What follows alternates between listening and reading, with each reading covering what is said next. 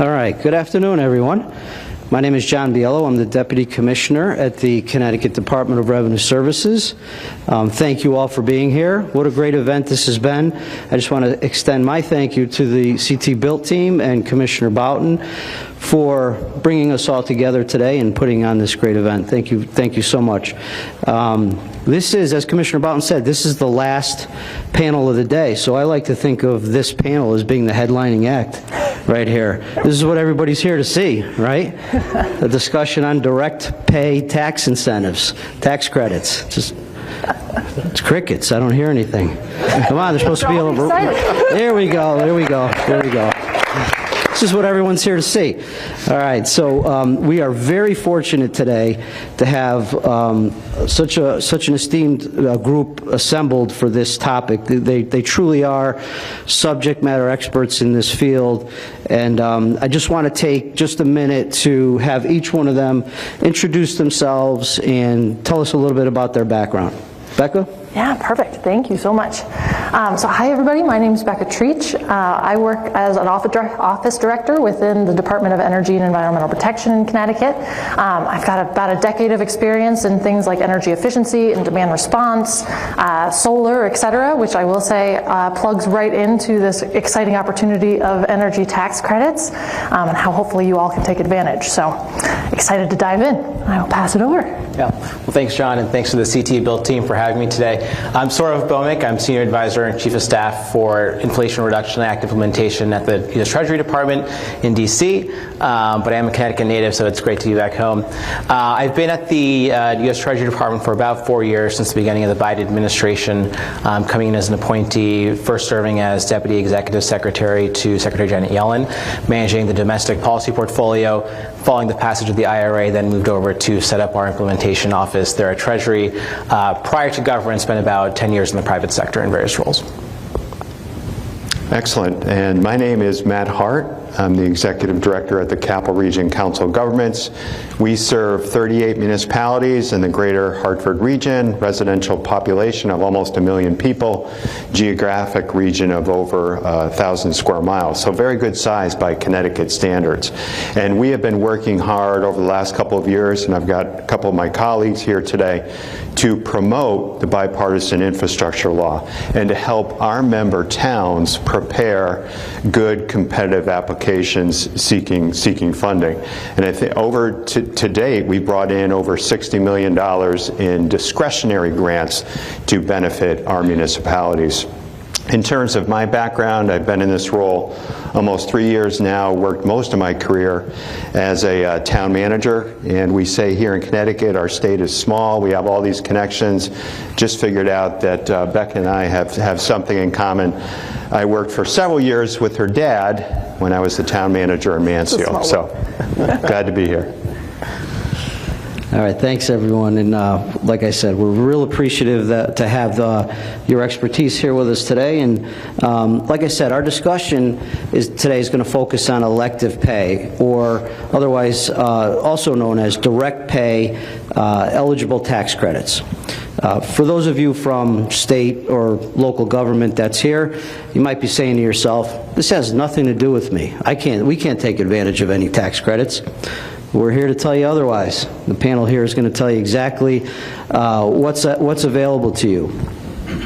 It's an interesting concept, to be quite honest with you. When I first started diving into this, I said, wait a minute. State and local governments and tax credits, they don't mesh. They just don't mesh. But the Inflation Reduction Act of 2022, otherwise known as IRA, for short, it makes several clean energy tax credits available to businesses and individuals. As you would expect, those are tax-paying entities. But it also provides incentives to tax-exempt organizations, state, local, and tribal governments as well. The incentives that are offered really are a great funding source for governments and tax-exempt entities. But because these incentives are based in tax principle these organizations might not know that they exist. They might not be aware that these funding sources are out there. So our goal today is to provide all of you with information that could help your respective organizations take advantage of the available funding sources. So we're going to dive in with the panel. But first what we're going to do is we're going to take a very principled approach to this. We're going to let you know some general information, what these incentives are, and then work our way through as to who can apply, who's eligible, and what some of the benefits are. So why don't we start out with just a general understanding of what these incentives are. We'll start with Sourav. And Sourav, if you can just explain what the IRS direct pay incentives are and how they work. Yeah, so let's take a step back and first talk about what the IRA is. I think as many folks in this room know, it's the largest investment that the United States has ever made in clean energy, and it's being largely done through tax incentives. Through the IRA, we are not just tackling clean energy, we are able to create jobs, lower costs, and we're doing that through this package of tax incentives, some of them new, some of them extended, but all passed through the IRA in 2022. To John's point, when you hear tax incentives, if you don't have a tax liability or if you're tax exempt, tax credits aren't going to be the most useful tool for you. That's why elective pay or direct pay came around, because this is a new provision that recognizes that state and local governments, nonprofits, a whole range of tax-exempt entities have a critical role to play in the clean energy transition. And so what elective pay or direct pay does, it allows those tax-exempt entities to be able to if one of those tax-exempt entities completes one of the eligible activities underlying a tax credit, if they make a certain investment or put in place a certain project, instead of getting a tax credit, you can just get a check from the IRS in the amount of that tax credit. So it allows these tax-exempt entities to be able to monetize tax credits in a way that is actually helpful for them. As John mentioned, it covers a range of what we're calling applicable entities, so that's state and local governments, that's subdivisions of those such as school districts as well, public utilities, native and tribal governments and organizations, it could be religious organizations, nonprofits, it's a long list. But essentially, these important stakeholders who are going to be an important part of the clean energy transition are able to take advantage of tax credits in a way they could not before, through the form of a check from the IRS. Thanks, Sourav. Great explanation. Becca, from a state perspective, what do you think? What are the benefits and the incentives of the incentives? Yeah. How do they work? Oh my gosh! Well, I just want to say this is really exciting. I recognize that normally I don't usually get this excited about tax credits, so I just got to put that out there. But the fact that you can get a direct check on a project is really impactful to the market, right? And again, it's for entities that otherwise wouldn't have gotten to participate in these tax credits. And I want to point out that the range of projects that could be eligible for this is vast, right? I think there's 12 tax credits? 13. 13, yeah. There we go. 13 tax credits that are eligible for direct pay. And so that means everything from electric vehicle chargers to hydrogen to solar to geothermal. I mean, there's a lot of clean energy projects that are eligible. And so from a state perspective, you're bringing in money to make these projects more cost effective. But in addition to that, you're really making this eligible to entities that are really leading by example as well, right? Again, governments, municipal, state, nonprofits are generally trying to lead the market to try to showcase some of these clean technologies. So enabling more cost-effective projects with these direct pay incentives can really help to move the market. And then lastly, I'll reiterate the impact on environmental justice communities as well. I think there's a really exciting opportunity here. Not only do some of the tax credits actually have bonuses if you're in either an energy community or a low income community, but in addition to that, again, you're opening up money to state governments, local governments, nonprofits that are in these communities that ideally you're bringing air quality benefits from clean energy projects, you're bringing affordability benefits to the local community. So really excited about this opportunity, and can't also emphasize enough just the amount of money that is on the table as well. Some of these tax credits are up to 30% cost coverage for some of these projects. So, and then with the bonuses on top, it can get much higher. So again, we're talking a lot of money here. So I'm excited. So Becca, just to follow up, and just to give you a real-life example, so in my town, several years ago, the Board of Education decided to put solar, you mentioned solar, so they built solar fields next to a couple of the schools in town. So that's the type of project that would qualify for these incentives, correct? Yeah, perfect. Yeah, so you can see how vast the vast projects that could be eligible for these types of incentives. All right, great. All right, Matt, we'll move over to you. Can you talk about some of the key benefits of direct pay for tax-exempt entities and governmental organizations? I'd be happy to, and I'll focus in particular on local governments, municipalities, because that's primarily who I work with. And to the best of my knowledge, this is the first time that I've seen where local governments are eligible for a tax credit.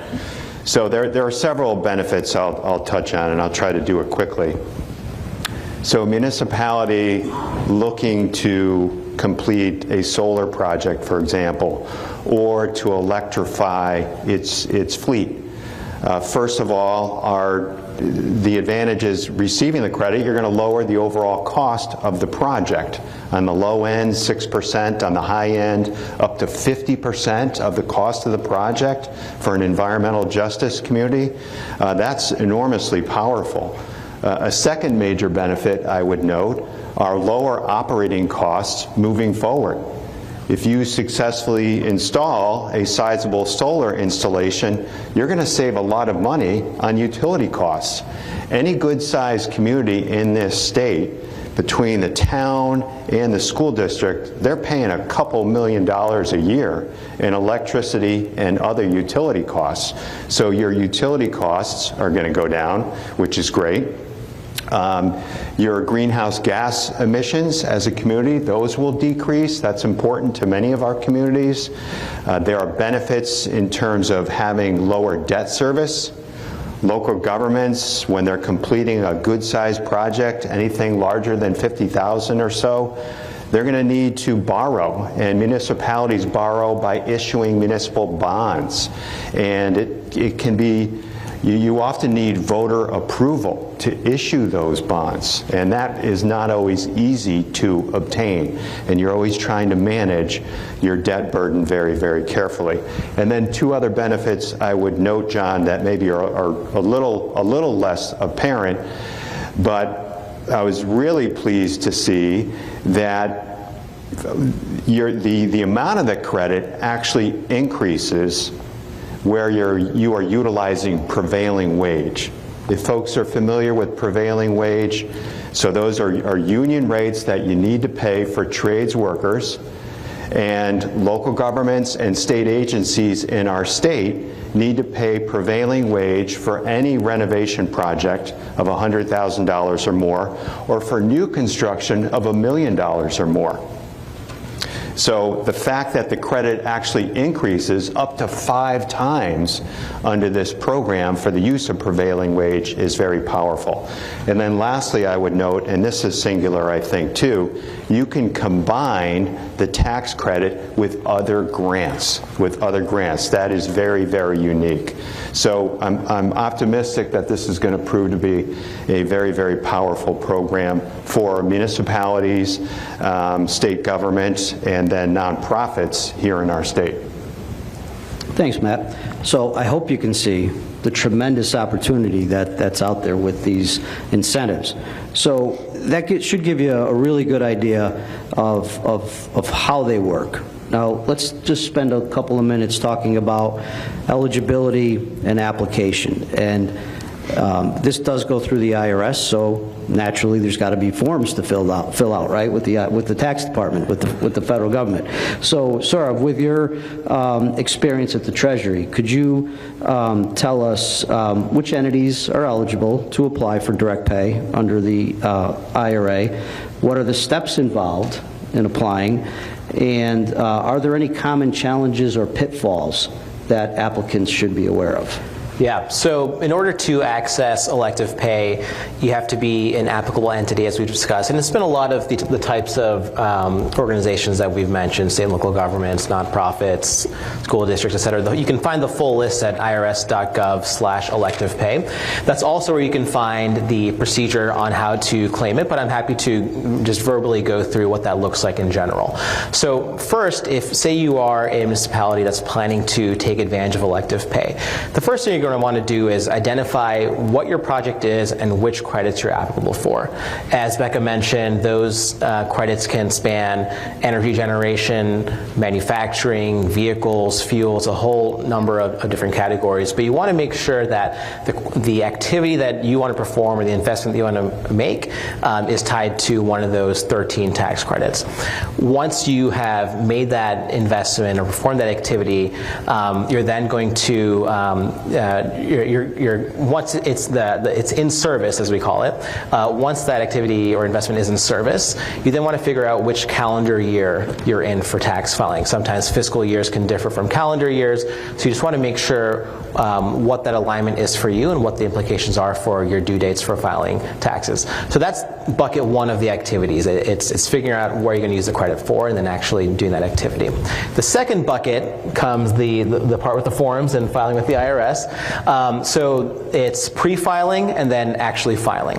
So pre-filing means you've completed the project. You're going to go to IRS Eco Energy Credits Online. It's an online portal where you're going to register your project and say, hey, IRS, I intend to claim a credit for this activity that I did when I filed my taxes. When you do that, the IRS is going to process it and send back to you a registration number. Then when it comes time for the filing deadline, you are then going to use that registration number to file for the actual credit. IRS then receives it, processes it, mails you the check. Great, thanks, Sourav. So now we've got a general idea of what the credits are, how they work, how to apply. Let's talk a little bit about should you apply or what the benefits are. Let's talk about some of the impact and what the benefits are. So Becca, could you just talk a little bit about how do direct pay incentives support the development of clean energy projects? Yeah, I will say some clean energy projects are already sort of cost effective on their own. I recognize that, but there are quite a few that are sort of on the edge or could use a little bit more to make them cost competitive with other technologies that are out there, right? So maybe easiest example I can think of is solar canopies, right? So over parking lots. Rooftop solar, ground-mounted solar, highly cost competitive at this point. But if you wanted to put it over a parking lot to expand your solar installation, sometimes that doesn't always pencil out as well as you want it to because you have to have that extra infrastructure for supporting those solar panels. These tax credits are going to help you push that project over the line where it's now going to be cost effective, right? Again, some of these tax credits are pretty substantial and you're going to be able to look at things in ways that you otherwise wouldn't have been able to. I also want to point out that I think this is going to be a great opportunity to look at more comprehensive projects. Where before, maybe you only had enough money to, again, only look at solar. Once you factor in these tax credits, maybe you're going to look at solar and an EV charger or something else, right? And you can stretch your money a lot further than it used to be able to go. So I'm hoping that over time, the market starts looking creatively at, again, how much money is on the table through these tax credits and allows folks to, again, think creatively about what type of projects you want to move forward with. That's my biggest excitement. No, that sounds great. And are there any examples of successful projects that you can think of? Yeah, oh my gosh. So state government, and I can take zero credit for this. I know John, as well as Joanna, who was I think on an earlier panel today, has been working very, very hard to file for state government. We had quite a few projects actually that are eligible. At this point, I believe we have a couple of EVs that are moving forward. DEEP actually created a net zero building somewhat recently, and so next year we expect to be able to get tax credits for that because it came online this year in terms of a geothermal system and a solar system on that building. In addition to that, I know we're going to be doing some EV buses with DOT, and we're expecting those to be eligible. So we're talking well over $1 million in returns over the next couple of years, this year and next year. And that's just state government projects already, and that's not planning into the future. So again, substantial amount of money in a variety of projects, and it's real. Like the check will be cut. Yeah, that's outstanding. John, Sourav, yes, please. Can I weigh in on also a few other examples we've seen outside of Connecticut where we've seen the projects put in place that have been really exciting and I think demonstrate even more tangible than what Becca just mentioned of the economics of it. So a few examples we've seen in Indiana, Ball State University, they had been relying on coal-fired boilers for their heating and cooling. It was a technology that was getting older and less efficient and what really wasn't meeting their growing energy demand. And so they decided they were going to switch to geothermal and heat pumps. They decided to go through and do that. They now heat dozens of buildings covering millions of square feet. Their water needs have gone down by like 45 million gallons, something like that, saving 500 billion BTUs in energy. And they expect that is, for them, saving at least $2.5 million. Another example, when it comes to solar, City of San Antonio, they have been installing, I think basically it's this $30 million project for solar on rooftops, parking, canopies to offset their energy consumption. And this is a long-term project, but they expect that that's going to save them between $7 and $11 million. So for, again, municipalities, state and local governments, these are substantive savings that you can achieve through direct pay. Yeah, these are substantial funding sources. There's no question, and we need to get the word out. Definitely. Thank you both for that. Matt, let's move over to some of the financial implications and operational considerations. Could you talk a bit about what those financial implications are for entities that choose to utilize direct pay? Yes, and forgive me, John, I touched on several of those in my opening comments, but again, the cost savings on the project itself can be tremendous. You know, on the low end, 6%, on the high end, up to 50% for environmental justice communities. Those lower operating costs on your utilities, once you've switched to a renewable source, like solar, like geothermal, for example, you're going to be able to better manage your debt service burden.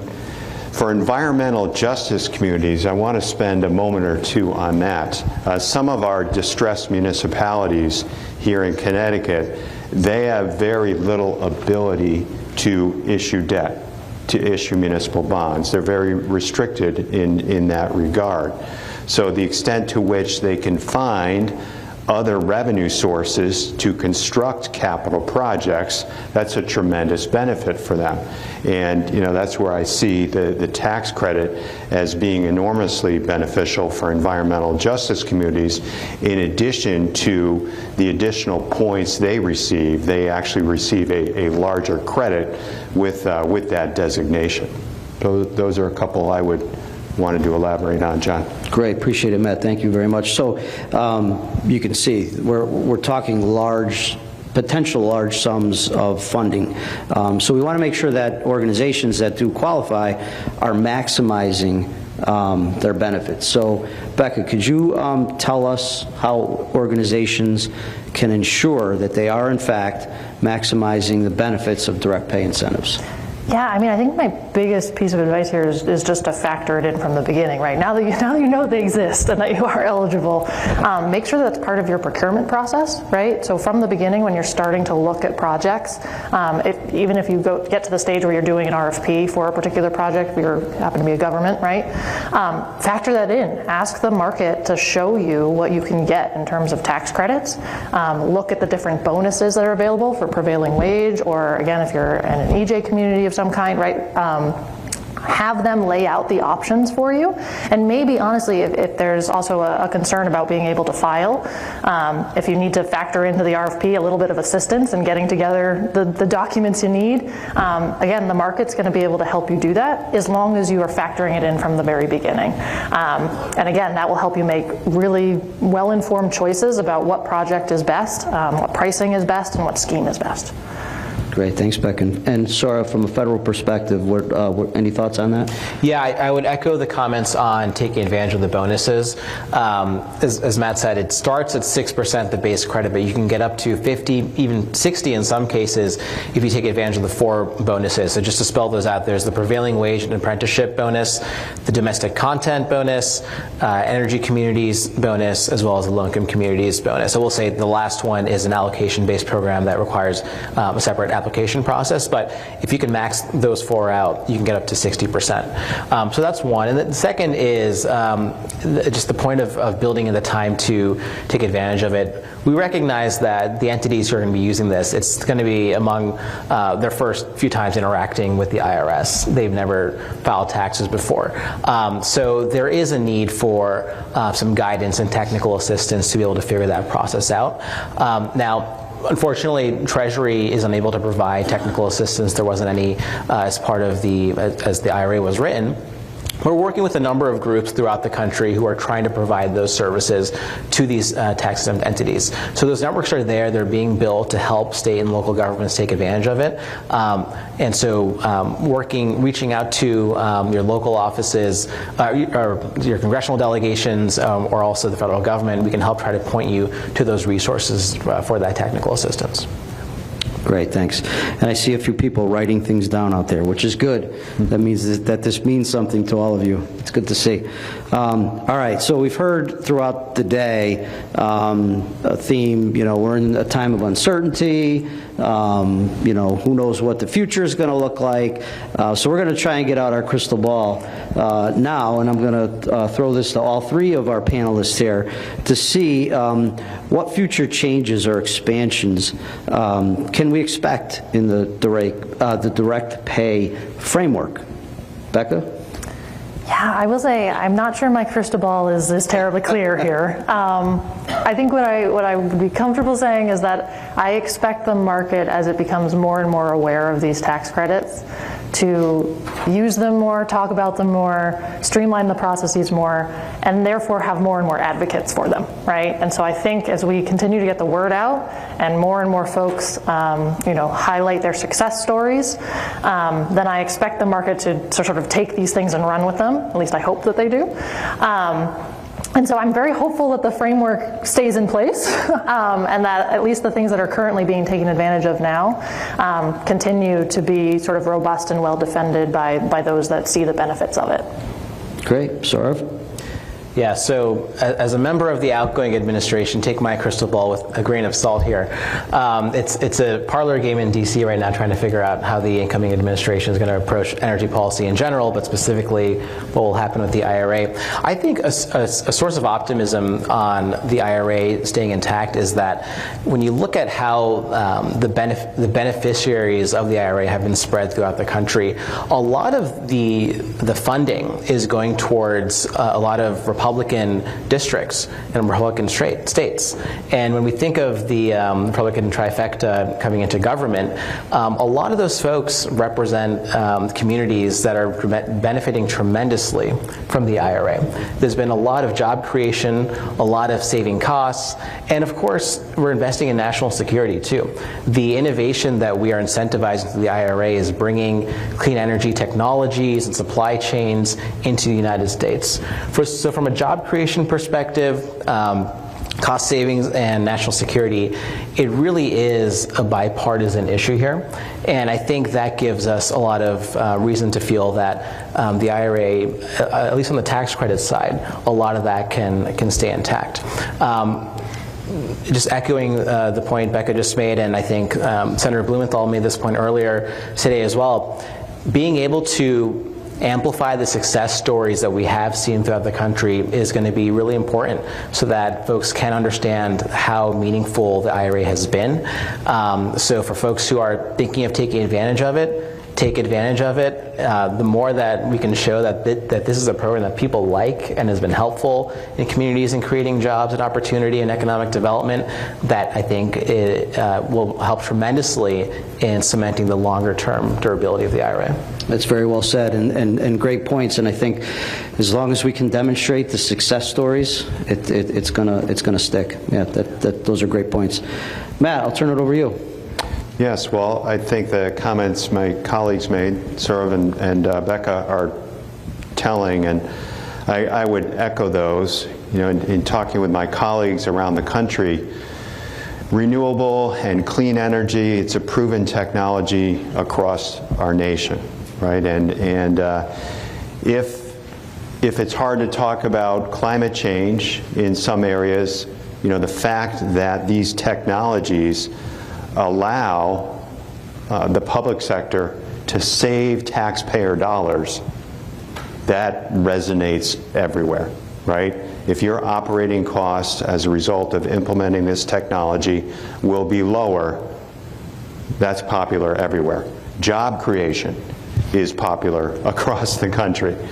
And to the point that Sourav made, and echoing what the Senator said this morning, it's really incumbent upon us to utilize the program now to the extent to which we can. And those of us who are in support roles, such as a council of governments, state agencies, et cetera, I think we've got to do our best to get the information out to our members. You know, and we were able to hold, and I want to acknowledge my colleague Elizabeth Sanderson, who's here with us today, our bipartisan infrastructure law coordinator. We held a pretty successful workshop this past summer. We're going to continue to do that on a routine basis, just to promote it to our members. Thank you. Great, thank you, Matt. And in keeping with the future in mind here, and in looking at clean energy initiatives, how do you think they may evolve? How might the incentives evolve to further support clean energy initiatives?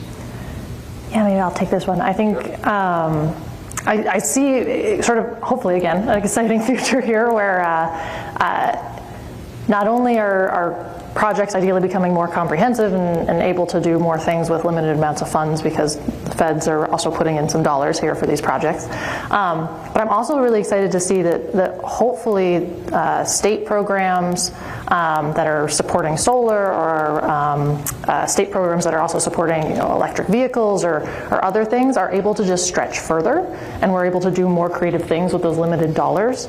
Once again, because we now have another pot of funding that's helping to buoy some of these policy objectives, right? And so this is all about stretching the dollars further and making sure that we're getting more and more impact and benefits from these clean energy projects. But I'm very hopeful that over time, all of the state programs will factor in these incentives and therefore be able to do more, and you'll be able to see more projects implemented. For example, I spend a lot of my time working on our energy efficiency programs in Connecticut, and although they're not necessarily all direct pay eligible, there are a lot of tax credits available for energy efficiency projects, and so now we're trying to factor that into our program design to ensure that those that are very likely to take advantage of the tax credits, not only do we give them the information up front so that they easily can apply and ensure that they get it, but then we also are sort of looking at our program design to see whether it's going to be the most effective way to spend our limited funds to get as much energy efficiency out into the market.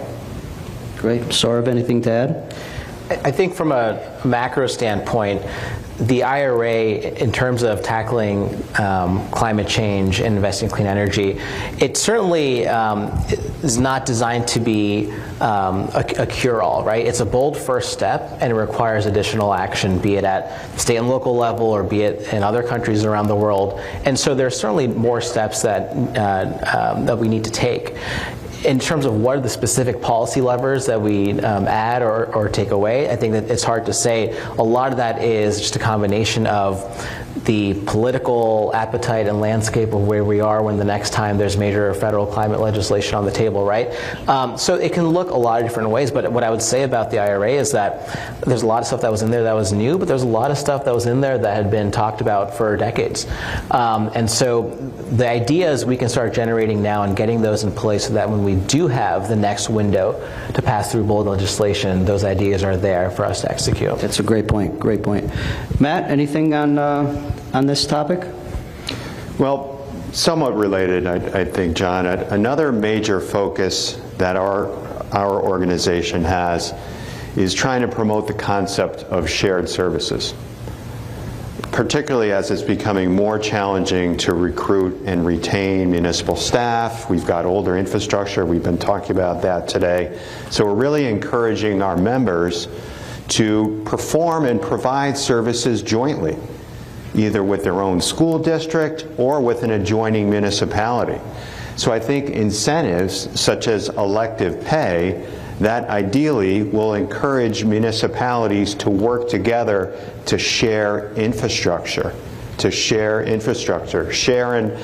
a public works garage, for example, share a new animal shelter or a new fire station. So I'm optimistic that this program will be very helpful in that regard too.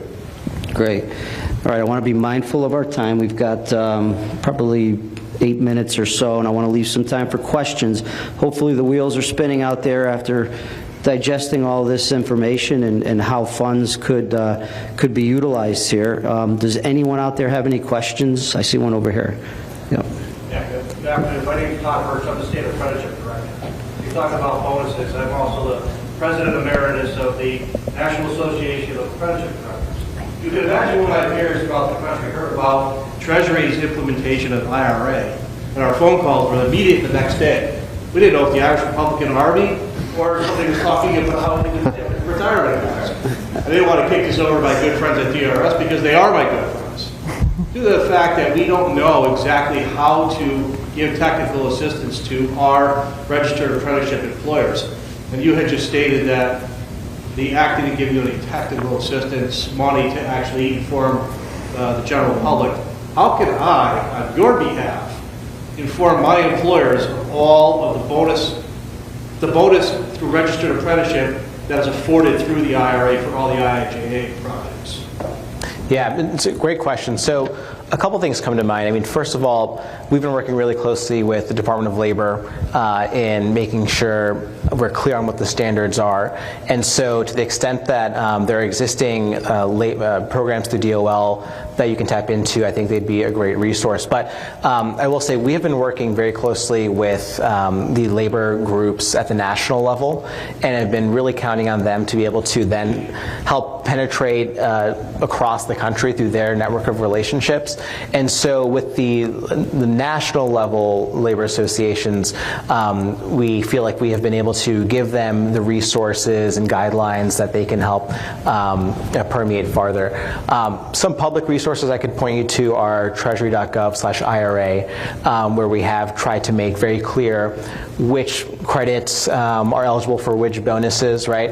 And so I'm happy to point to any other federal publicly posted resources and some specific groups that we've been working with. But we've tried to make it a combination of outreach at the wholesale level and also at the retail level to try to cover as much ground as we can. We're a team of about, in my office, we're about 20 people, and 4 folks are dedicated to stakeholder engagement. So we're trying to cover as much ground as we can with the personnel that we have, and a lot of that is relying on external partners to carry some of that water for us. Appreciate that. Thank you. Good question. Anybody else? All right.